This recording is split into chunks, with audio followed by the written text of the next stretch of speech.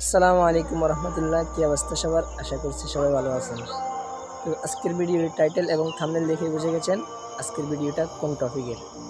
হ্যাঁ, আমি আজকে আপনাদেরকে দেখাবো আমি কীভাবে 5 ওয়াক্ত নামাজ 5টা মসজিদে গিয়ে পড়ি, আর 5 ওয়াক্ত নামাজের পরে কোন কোন আমল রয়েছে সেগুলো।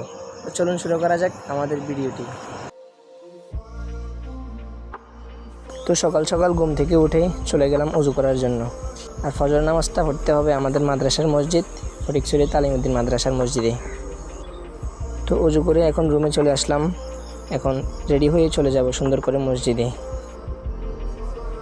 নামাজ শেষ করে আবার চলে আসলাম রুমে এসে কিছুক্ষণ সূরা ইয়াসিন পড়তে লাগলাম, কারণ ফজরের নামাজের পরে সূরা ইয়াসিন পড়ার অনেক ফজিলত রয়েছে।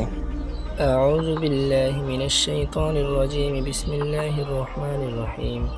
ياسين والقرآن الحكيم إنك لمن المرسلين على صراط مستقيم تنزيل العزيز الرحيم لتنذر قوما ما أنذر آباؤهم فهم غافلون لقد حق القول على أكثرهم فهم لا يؤمنون।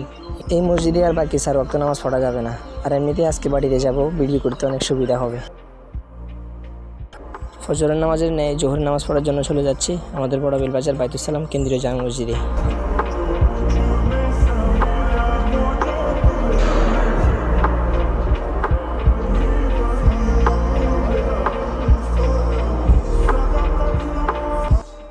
জোহরের নামাজের পরে সূরা ফাতিহা পড়তে হয়, যে সূরাটি 26 নম্বর পারার 10 নম্বর পৃষ্ঠায় রয়েছে। আউযু বিল্লাহি মিনাশ শাইতানির রাজীম, বিসমিল্লাহির রহমানির রহিম। ইন্না ফাতাহনা লাকা ফাতহাম মুবিনা লিয়াগফিরা লাকাল্লাহু মা তাকদ্দামা মিন যামবিকা ওয়া মা তাআখারা ওয়া ইউতিম্মা নি'মাতাহু আলাইকা ওয়া ইয়াহদিয়াকা সিরাতাম মুস্তাকিমা ওয়া ইয়ানসুরাকাল্লাহু নাসরান আজিজা।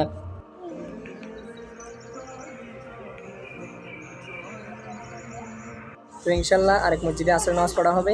জোহরের নামাজ এখান থেকে পড়ে নিলাম, এখানে আর আসা যাবে না। ইনশাল্লাহ আসরের নামাজের সময় দেখা হবে। আসরের নামাজ পড়ার জন্য চলে আসছি আমি দক্ষিণ পুরানরামগড় দারুস সালাম মসজিদে। এদিক দিয়ে যাচ্ছিলাম, ভাবলাম নামাজটা এখানেই পড়ে ফেলি। নামাজের সময় হয়ে গেছে, বাট ইমাম সাহেব নাই, তাই আমি নিজে নামাজ পড়ালাম এই মসজিদে। আর আসরের নামাজের পরে কিন্তু আমল হচ্ছে সূরা নাবা তেলাওয়াত করা, আর সূরা নাবা হচ্ছে 30 নম্বর পারার শুরুতেই। আউযু বিল্লাহি মিনাশ শাইতানির রাজীম, বিসমিল্লাহির রহমানির রহিম। আম্মা ইয়াতাসাআলুনা আনিন নাবাইল আযীম আল্লাযী হুম ফীহি মুখতালিফুন কাল্লা সায়ালামুনা সুম্মা কাল্লা সায়ালামুন। তো আমরা আসরের নামাজ পড়ে এখান থেকে বিদায় নিচ্ছি। ইনশাআল্লাহ মাগরিবের সময় আরেক মসজিদে আপনাদের সাথে দেখা হবে। মাগরিবের নামাজ পড়ার জন্য আমরা চলে আসছি আমাদের পাশের গ্রামের একটি মসজিদে, মতিনগর জামে মসজিদ এটাকে বলা হয়। ইনশাআল্লাহ নামাজ শেষ পর্যন্ত থাকবেন। এখানে আসতে আসতে আজান দিয়ে ফেলছে, আসতে একটু কষ্ট হয়ে গেছে, তাও আলহামদুলিল্লাহ জামাতের সহিত নামাজ পড়তে পেরেছি। আর এই মসজিদে বাকি মসজিদগুলোর তুলনায় অনেকটাই ভালো লাগছে, কারণ এটা গ্রামের ভিতরে, পরিবেশটা অনেক সুন্দর। আর মাগরিবের নামাজের আমল হচ্ছে সূরা ওয়াকিয়া তেলাওয়াত করা। আউযু বিল্লাহি মিনাশ শাইতানির রাজীম, বিসমিল্লাহির রহমানির রহিম।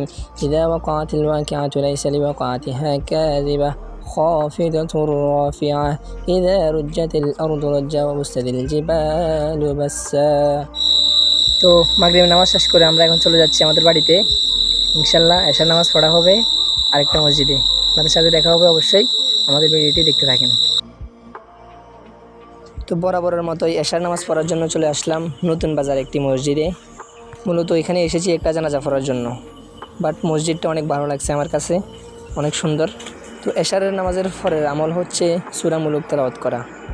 সূরা মুলুক হচ্ছে 29 নম্বর পারার শুরুতেই। أعوذ بالله من الشيطان الرجيم بسم الله الرحمن الرحيم تبارك الذي بيده الملك وهو على كل شيء قدير الذي خلق الموت والحياة ليبلوكم أيكم أحسن عملا وهو العزيز الغفور الذي خلق 7 سماوات طباقا ما ترى في خلق الرحمن من تفاوت ارجع البصر هل ترى من ফুতুর। তো আজকের চ্যালেঞ্জিং ভিডিওটা এতটুকু পর্যন্ত। অবশ্যই ভিডিওটি ভালো লাগলে লাইক করে কমেন্ট করে জানাবেন, আর আপনি একটা চ্যালেঞ্জ দেন, ইনশাল্লাহ চ্যালেঞ্জিং ভিডিও বানাবো। সবাই ভালো থাকবেন, সুস্থ থাকবেন, দেখা হবে আরেকটি ভিডিওতে। আল্লাহ হাফেজ, আসসালামু আলাইকুম।